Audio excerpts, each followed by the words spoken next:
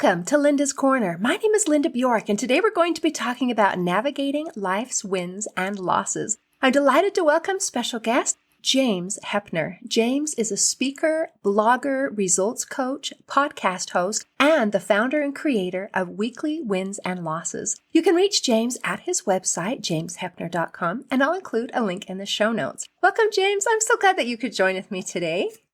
Linda, thank you for having me. This will be fun. I am delighted. I'm looking forward to learning from you today. Hearing you were this amazing, driven entrepreneur, and at age 24, you started your own business and you were working your tail off, and you said things were working really well until they weren't. So I'm really interested to hear your story and what exactly that means. When you say this amazing human, I'm just a human. And so good things in my life. Let's start with good things. Look for the good. What's the saving grace? Sometimes we meet these people and they're like feminine. So I met my little Meg. And so before 24, I met her at 20. Something that led me through the times that worked until that no longer worked. Let's say it this way.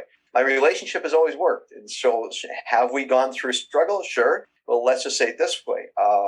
The first season of my life, though I was committed to our relationship, I also had these deep commitments to financial abundance, which no problem. But let's just say it this way. If you build into the objectification of it, then all of a sudden when the objects stop flowing in and you can't purchase all the things, you begin to wonder, so where am I needed? Now, she didn't have need of many things. She doesn't. She's easily pleased, and she just likes me being present with her. But of course, if I'm not upgrading, I built a few new houses already, but if I can't go from a 8 bedroom house to 16 bedroom house, then there's a problem apparently. So what didn't work is I wasn't able to double and triple and quadruple and all these things, right? So I thought, well, what is there here if I can't bring all of what I thought I needed to bring? And so listeners, you might be tapping into a bit of a story on your own, and that is when things change pace, what do? Where's the storm? Is a storm out there, or is a storm in you? Often you'll observe somebody will go grocery shopping, for example, and you'll see a little child have a temper tantrum. And you'll see the response of the mom, and you'll see the response of somebody observing, maybe an older person observing, and they're having the exact same experience, but both showing very different result. The parent sometimes, not always, but sometimes is like, oh, this is horrible. Stop doing that, Johnny. Stop being upset. Where the grandparent looks at it and says, I remember that time. I remember when I was a parent and I took that all seriously. And I realized my kids, they ended up being okay. And actually, you know what? To cry sometimes and be upset I didn't get Cocoa Pops is normal. And so instead of being like, don't cry, Johnny, getting down on the floor, Johnny, sitting down or just on the knee and saying, hey, Johnny, would you like to cry outside in the car, or would you like to cry in the bathroom? So making safe emotions instead of trying to shield ourselves from emotions. So the first part of my life, I didn't really laugh much. I didn't really cry much. My wife laughed a lot. It made me intimidated, honestly. I liked that part of her. That's what part of the reason why I found her and I loved her. But, emotion. It seems like in this world, this Western world particularly, men drive towards outer expression. We want outer things, apparently. Society hasn't trained us that way. We bought it. They didn't force us, we bought it. And the woman develops the inner world a little more. However, think about it like this. Talk to your women friends, whoever is listening, and ask them how comfortable and how okay would they be if with their women friends, they couldn't touch them the other time, tap them on the shoulder. They couldn't have a little tear with them. If they couldn't have a little laugh with them, ask yourself, would that woman that you're talking to, would that woman feel connected? No. And apparently, yes, men are supposed to feel connected. It doesn't work like this. We all have emotion. So when it didn't work anymore and I checked out of life, successfully found a way to sleep 18 and a half hours a day for 2.5 years. Whoa. That's checking out. Okay. I didn't want to die, but I didn't want to be here. How do you do it? You take melatonin. You take a bunch of gravel, you find a way to sleep. Saying to my wife, I'm going to the office, finding a dirt road someplace, finding the backseat of the car and a blanket and sleeping. Something wasn't working. What's not working? Okay. What's not working, right? And so a few things not working. Not making safe emotions. When things happen, what's the problem? Why is it not safe to feel sad? Why is it not safe to feel that when the market changes and your business is going to have to restructure, why is that not safe? And so to answer that little thought you had, it no longer worked. And you know what? I checked out of life for 2.5 years to try to think my way out of it until one day I realized, how does not everything belong? The reality is this happened. The reality is life is happening. Life is going on. Life is going by if I'm not careful. 2.5 years, not seeing family really ever, not seeing friends ever, not coming out of the bedroom ever. So here's the thing. We all have something in life called, what does this mean? Is it good or is it bad? Is it right or is it wrong? Who doesn't do this? Yeah. You like to choose. You want to throw yourself straight into hellish existence? Choose. The world looks at it in the lens of, and through the lens of, is this a win or is it a loss? Good or bad? How many times in life don't people say, oh no, I just want to win? So on the other side of the journey now, I can laugh and cry.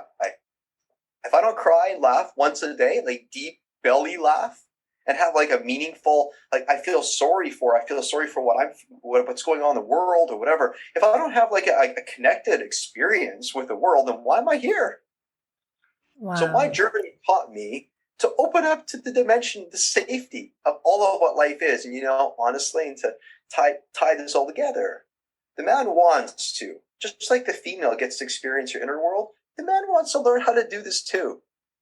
It's not in spite of masculinity, but because of masculinity. Okay. So I'm going to go back and see if I can decipher everything as you're describing your journey in pieces of a whole. That in general, there are some difference between men and women and what is culturally or trained or whatever acceptable. That we as women have a tendency to look in and to be able to, we're allowed to express our emotions. We are allowed to be connected.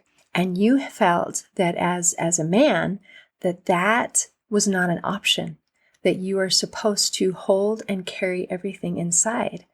And another part of this storm that is brewing is the wins, as you talked about, and the losses, and looking for that external win. And it sounds like to me what you were expecting is an exponential growth that maintained itself. And if it wasn't doing that, then you're a failure. Things aren't working and you're having this loss. And I'm assuming that those two things kind of happened together, where the business that you worked so hard on wasn't continuing with that growth, and you're feeling all kinds of things that you don't feel like you're allowed to feel, you're not allowed to express, you're not allowed to anything. And so the solution is, I'm going to check out. And there's a lot of different ways that people check out. And yours actually is new to me, as I've talked to lots of different people, and that's, I'm going to escape and I'm going to sleep. And so you're in that place. How did you go from there to not there? What was that transition? Was there a wake up? Was there a something where you said, you know what, the way that I'm handling this situation is not sustainable and it's not helping me? So was there an aha moment, or how did you get to where, you know what, I need to change? And then how did you change? Let's just say it this way. We all have need of variety. And sometimes what we want most is not to be comfortable. Sometimes having support in our life is the very thing that keeps us trapped. Comforts keep us, and we know, right? Comforts often, they just put us to sleep. And I have so this is going back to my wife, I have a very loving, compassionately playful human being as a wife. Like, she's just wonderful. I love her. Like, I've been with her for 27 years. I just love her. Okay, so she's a sweetheart in my life. And so I'm going through these troubles and in her world, and, you know, she spins her world kind of around me. I don't want to go out. She doesn't go out. We had 2 boys at the time. Rowan was 4 and Harrison had turned 2. Harrison was diagnosed with high functioning autism. That was part of me checking out, because I'm like, I feel like there's something going on inside of me, meaning I've never been diagnosed, nor do I think I have autism. However, my brain's always gone a million miles a minute. And so sometimes it's difficult for me to, and so who you see here today, I have designed this. I mean, Grace came along for the journey. That's for sure. Okay. But who you see is kind of, I've done some pretty intense work learning how to communicate and whatever else. However, aside from me, I'll never forget there was a moment, so that catalyst moment, we're all wondering what happened, like what was the thing, like, and who doesn't want to know where's the switch when the suffering has gone too much? What's the switch? People go, perhaps that's going to be my switch. What I've realized is everybody has their own switch, meaning everybody hits threshold. And I think sometimes what happens is we fear threshold, and sometimes when we love people, then we support them away from the thing that they fear, which is the threshold. And so, we and my wife, loving, she was with me and didn't go out as much, and we had friends and care group and family, and she went out the odd time, but very infrequent. And one day, and this is the catalyst moment, the one moment, he just brought me to the realization of this all over again. The one day I'll never forget, I was laying on the sofa. So I came out of the bedroom and I just laid on the sofa. Like I apparently was just tired again, or it's sad. It's just I feel kind of ashamed for saying it because that wasn't the most beneficial part of me. But I was trying to process, so I got to give myself space to do what I did. The only thing is, I'll never forget. She said, "Okay, James. So here's the thing. I understand you feeling like this. I understand you have a life, and I understand I have a life, and the boys have a life. You don't have to come out. You don't have to go out. But honey, our life has to keep going. So honey, I have to go shop groceries now. And honey, tonight we have some friends, and I'll do whatever I can to get you set up, and I'll go, and then I'll come back." And I remember thinking, oh, okay. And she did those things, and it felt okay to me for a while until that didn't work anymore. Happened at a Tony Robbins event, Date with Destiny. It was day 4, day 5, relationship day. And you know what? Typically there, you don't sleep for more than 3, 4, 5 hours a night at best because you're just going. I was in the room and I didn't sleep, and I had done that for years. Of course, I'm exhausted. At least I think I am. I'm just finally probably aware of what it looks like to actually live life. But day 5, I said, it's relationship day. And her and I are in separate groups. Like that's the way it was supposed to be. And she says, "Okay, honey, let's go." And I'm getting ready. I'm like, this morning I'm in bed. I'm like, I would like just stay in bed. And she says to me these words. She says, "Not a problem. How can I set you up?" She goes, "You just do what you need to do. I'll be downstairs. But if it would mean a lot to me if you came, but you do what you want to do." So I said, "Okay, baby." She left the room. The door closed. And for a moment I felt peace because I thought, I get to just do my thing. But that lasted about this long. So I'll never forget the moment. I reached over to was going for my melatonin. Again, overdose. Take like about 30 of them, 20 of them, whatever's going to knock me out. Just like overdose. Basically, a lot. And I reached over and I thought, I'd be able to go to sleep. I'd be able to check out. Don't have to feel any of this. I'm like, but these words. She says, "Hey, listen, baby. If you like, you come down. It'd mean a lot to me if you did." And I'm like, I'll close the curtains tighter, make it black in the room. So I got up and closed it tighter, and I got back into bed, the comfortable blanket. Oh, it's going to be nice. I get to sleep. And then I'm like, but why wouldn't I just go down? Why wouldn't I just go try it? She said it mean a lot to her. I've been kind of like not doing much in life for a while. Why couldn't I do this for her? Why wouldn't I do it for me, maybe? Am I getting kind of sick of this? And you know what's interesting? She was so non-resistant. If she had been resistant, I probably wouldn't have gone down. But she wasn't resistant, and I got to see myself. And then I went down, and I opened the door, and Tony was doing an intervention in the front of the room, talking about, I didn't know what it was, but I learned very quickly what it was. I opened the door, and I don't know if he noticed me as much as he moves around the room. He talks intervention here, and then he goes to the other part of the room, and he keeps walking around and drawing different people. And then I open the door, and this is what I hear. Depression is the most selfish thing you can do in your life. And I'm walking down the aisle looking for my group, and I'm like trying to make myself small, and he's walking directly towards me, not in the same aisle, but one over, just looking at me and it's, of course, you know how it feels. It feels like it's all about me. It's not. He's just talking to the whole group.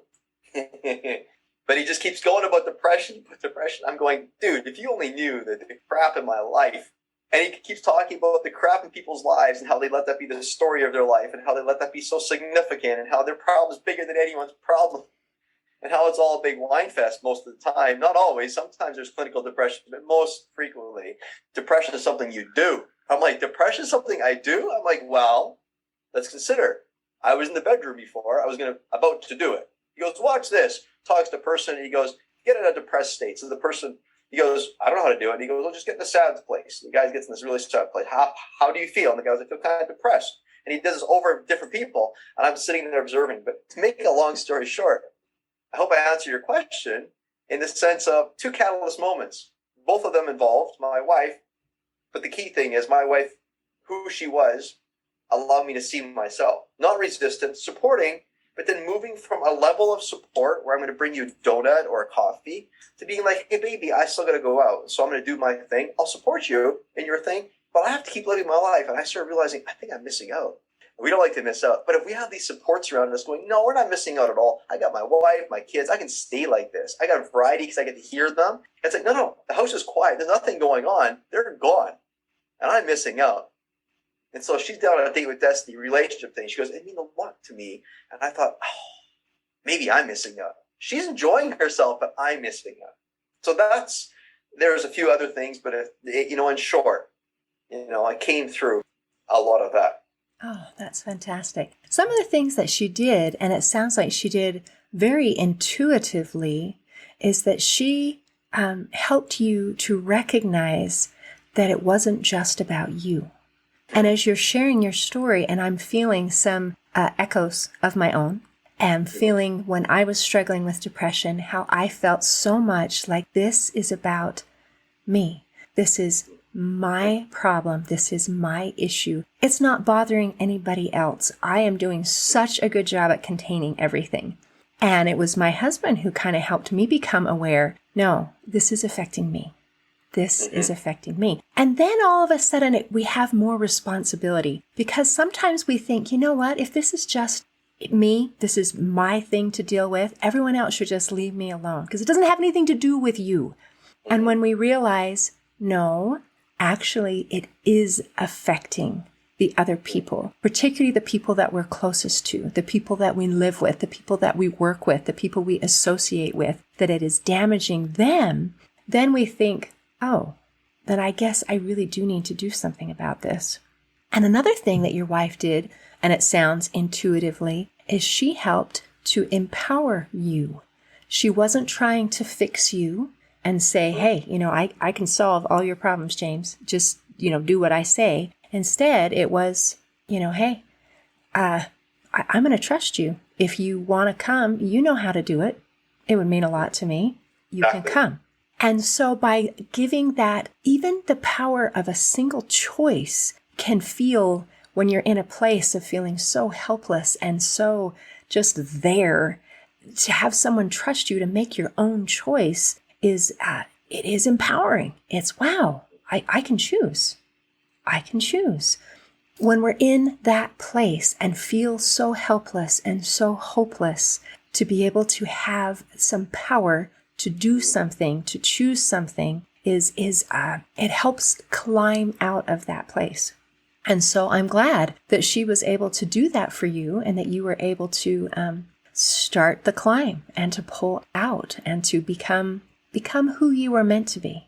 So from that place of recognizing, okay, I need to do something, and I can do something, and those two things are absolutely critical in order for any kind of change, then what kind of steps did you take? Because you're not there now, right?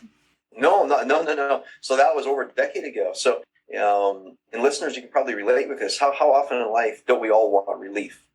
We want relief of the tensions that we think aren't beneficial. So we're still choosing which preferences of tension we want. Tension is life. You don't have tension, you don't have life. You don't have polarity, you don't have life. You got to have tension. You don't have conflict is different. Tensions, is helpful. Helpful tension is good. Conflict is often combative. So seeking relief is step one, typically. And honestly, some people go to the bar. But at some point in time, we must go beyond relief seeking. We must be like, God was a creator. He created us to create. Creation takes participation. But participation isn't like, God, I got this. Participation is like, I get to co-create. The only thing is, when we begin to value that life is the good news, we get to be here, not in spite of everything, but because of everything. Why would God, some creator, whatever that is for you, why would this source of being, or whatever that ends up being, what is it, some sick trick? Just put us on this earth so we can be miserable forever for like this time? Like, what kind of loving presence is that? I don't think so. If we're put here, we can decide if we're going to create a hellish existence or a heavenly one. It is also an experience that we get to bring. So many people, they talk about they want to be more present, right? Who doesn't? And presence is everything. Unless you're present, you're not picking up on anything. You got to be present. So when you're present to things, what doesn't just melt away and become possible, like without willpower? Who doesn't want to be, right? So the second half of my journey, unshakable love with life. I kid you not. And it's not because everything is working my way. If anything, it's I now have harmonized with nature. I'm getting better at it, say it this way. So when things come my way, I get to participate with it. They don't invite me like before to check out of life. They invite me to check in. And not from a participation like, I got to figure it out. I got this, God. It's like, oh, I'm just going to like do the best I can. But it means that I activate my courage and do something. And know that I might get it wrong, because half the time we do. And when we get it wrong, we buy our wife a gift and she doesn't love it. I got this little vestibule. I got a shelf. I have a bunch of gifts up there. You know, a man's gift, in my opinion, is to keep trying. Human, keep trying. And you know, when she doesn't like something, where's the storm? It's not in the situation. The storm is in me that I feel like maybe I'm not good enough or whatever. So here's the thing. We keep trying. Guess what the good news is? We get to try, not because we're trying to give ourselves worth. Like, if I get her the right gift, then I'm worth something. We get to participate. We just get to be about the work. And like, yeah, you don't like it, baby? Oh, awesome. I can't keep all the receipts. People at the stores know me. I'm the return guy. But I'm getting better at returning less. But sometimes I get it totally wrong. So it's kind of like, listen, nature, the tree falls over, lands next to the next tree. The tree beside it doesn't say, why didn't you land on my root? It's just like, okay. Water coming down the mountain that doesn't scream that a rock is there. It just goes, okay, I get to pool here for a bit. Also, he goes, yeah, I'll go around the rock or through the rock or over the rock. And the rock goes, hey, that's fun. So I'm just looking at it going like this. Life is a bunch of stuff. And I think if we finally let into life and trust. So what do we want to trust? We don't want to trust letting go. Think about it. You're like swaying over this river on this like vine. And you're slipping. And people think about this. Where are you hanging on, hanging on, hanging on? You're like, I'm going to fall. I can't lose my job. Oh, my kids. Oh, and you're hanging on. And it's like, just let go. Let go of the rope and see what's going to happen, because you know what's going to happen if you fall. You're going to feel like this is the worst, but you let go. So now you're in free fall. But that rope is hanging over the water. Guess what water will do? If you relax anyway, you're going to bop to the top. You get to float on the back, lazy river. What I'm saying is, and even if there's some currents that splash your way and get water up your nose. So when you take that into consideration, when you start being, life is interesting, hey? Instead of being it's the worst news, we become proficient at changing news into bad news everywhere, because we have these personal preferences that say unless they align with how we want, it's not working. It's not. See, this is not the good news. If God is real, then he wouldn't let this happen. Oh, really? That's the news.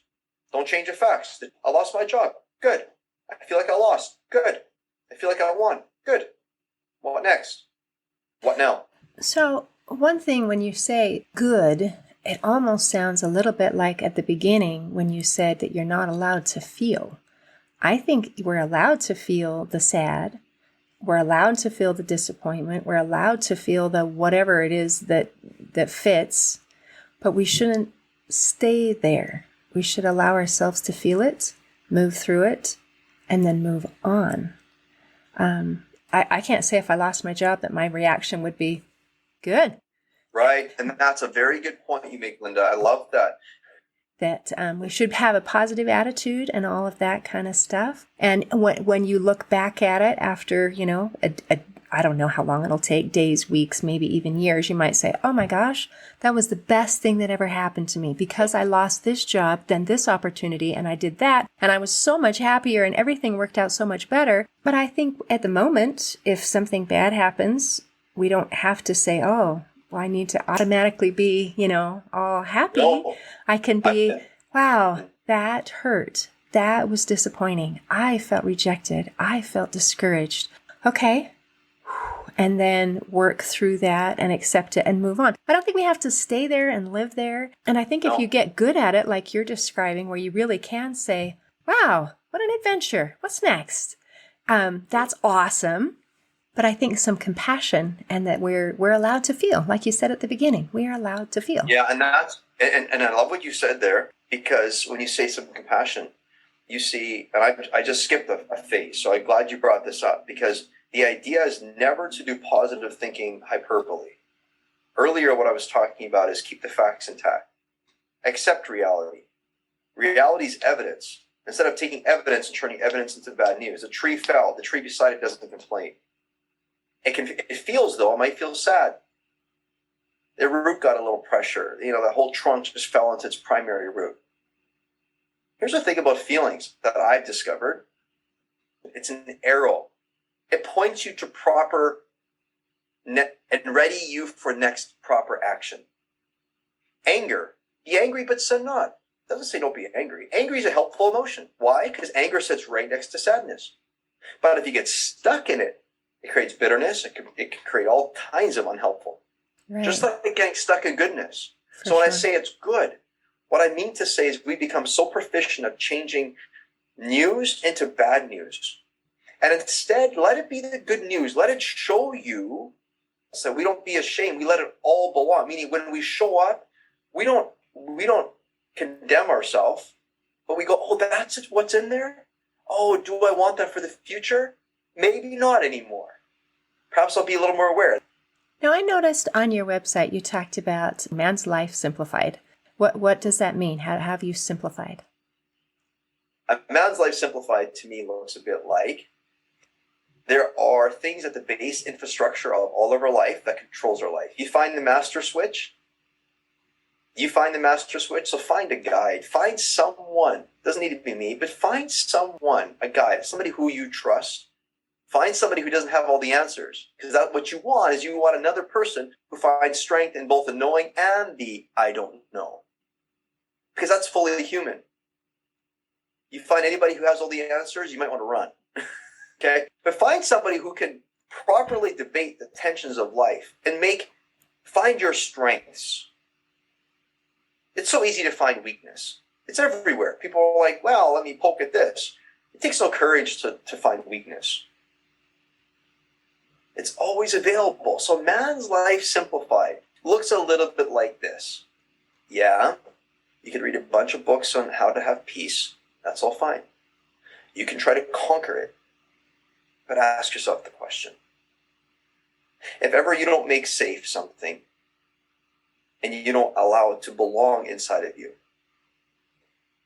if you cannot hold depression, if you say I conquered it, you're never going to be able to utilize it. You can never, ever let your pain or suffering serve a purpose.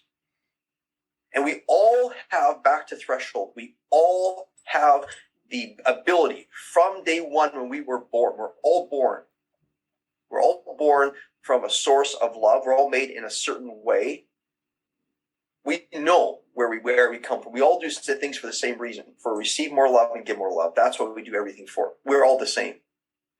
At the end of the day, we all want to come home, and the home is where we've always been, and the home is to finally embrace and on board that we're not crazy people, but that we have a belonging here. What is happening has a belonging now, and it is happening exactly when it needs to happen. I'll share a little story. I drove my boy, high-functioning autistic, to school a little while ago. And I looked over my mirror and I said, Harrison, what are you looking forward to today? Rowan is sitting beside me in the passenger seat up front. Rowan's 17, Harrison's 15. Me and Rowan were chirping about stuff. I noticed Harrison was just contemplating things. It's kind of quiet, often that way. When you get him going, he really starts going. But anyway, I could tell today's energy was a little off. And I said, Harrison, the question normally is, what are you looking forward to? But I said, it looks like you're kind of concerned. I get it, I said. Me too. I meant it. I said, Harrison, what's today going to be about for you? And he said, Dad, you're right. It's not a good day. But he said, Dad, you know what? I've realized something about life. I said, oh, what is it? He said, Dad, I only have to do one thing today that's pretty simple. So what is that, son? He goes, Dad, I've realized all I have to do is participate with whatever they give me, whatever is in front of me, and I'm okay. Not reject it, not resist it, participate with it. Man's life simplified. We get to participate. What kind of privilege is that? We get to. And not because we're so afraid if we do the wrong thing. Winning and losing, that's how you feel, that's natural. There's something in the middle, and that's Harrison's middle name, it's gray. Black and white, right or wrong, good, bad. How about it just is? And the good news is that it is. And it's our job as humans to live well, to be grateful. Thank you, James. Is there anything you want to make sure you cover before we close today? Awesome. Thanks for asking. So firstly, they can go to my website at www.jamesheppner.com. So it's JamesHeppner.com. And so for those of you, and some of you, there'll be a select few probably, because there always are, but if you feel a really strong nudge that you want to have a direct conversation with me about what one-on-one coaching would look like, just go and connect with me there and reach out to me, and we can have a little discovery call and see if it's a good fit. Secondly, I like to be generous to each and every one of you, and that is just offer you a free gift, and that is every week on Friday, no charge, community call, and it's called the Weekly Wins and Losses Call. What do we do there? Well, it's a version of what we do when we do one-on-one coaching, and that is to acclimate yourself with what life typically feels like, and that is to be real, to see the evidence and speak evidence. Where did you feel like you won during the week, and where did you feel like you lost? And it's just an amazing experience to observe others. And if you choose to share, you can share your own weekly win and loss. And just ending the week by speaking. And often when we speak, then the spike protein, so the sting of the loss goes away. And who doesn't want the sting of the loss to go away? We just want to be with it, the gray of our life, just to be with it. And so, again, we don't change the facts. We let them be as we are. It's a beautiful community. I invite each one of you for that. Simply go to weeklywinsandlosses.com. So just type it in as it sounds, weeklywinsandlosses.com, and then scroll down the page and just say, there's a little link that says, yeah, I want to be on the next call. So you'll get a little Zoom link, and then we will see you there. So it was wonderful. Thank you, Linda, for hosting such a great show. Thank you. Oh, thank you. What a wonderful resource. Thanks for sharing. And thanks for visiting with me today. Not a problem. In closing, I'd like to share a quote by Confucius.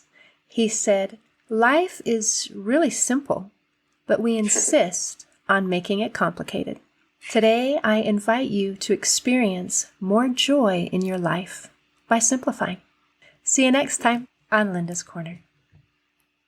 Thanks for listening. If you enjoyed this episode of Linda's Corner, please share and subscribe to help us reach new listeners. I also invite you to check out my nonprofit, Hope for Healing, at the website hopeforhealingfoundation.org for free ebooks and other free resources to help increase happiness, build confidence and self-esteem, strengthen relationships, manage stress, and calm feelings of depression and anxiety. I also invite you to grab a copy of one of my books, like Crushed, A Journey Through Depression, or Amazon bestseller, You Got This, an action plan to calm fear, anxiety, worry, and stress. See you next time on Linda's Corner.